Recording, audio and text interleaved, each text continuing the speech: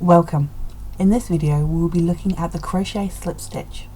This is one of the quickest stitches in crochet and is generally a utility stitch, as it is used to join rounds, seam pieces together, and as an almost invisible stitch it can move you across your work without adding significant height.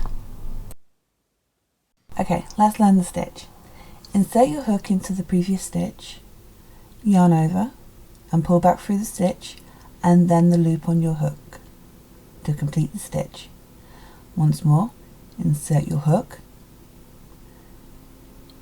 yarn over, pull back through the stitch and the loop. Once more, insert your hook, yarn over and pull through the stitch and the loop.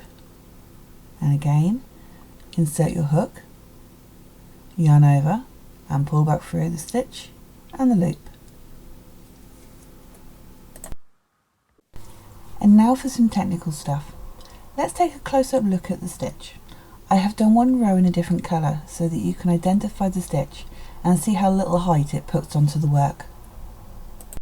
It is, however, easier to identify the stitch from the back of the work, as you can see from this image. In a written pattern, the stitch could be abbreviated to slip ST or SLST. In a charted pattern, the stitch could appear as a solid squashed circle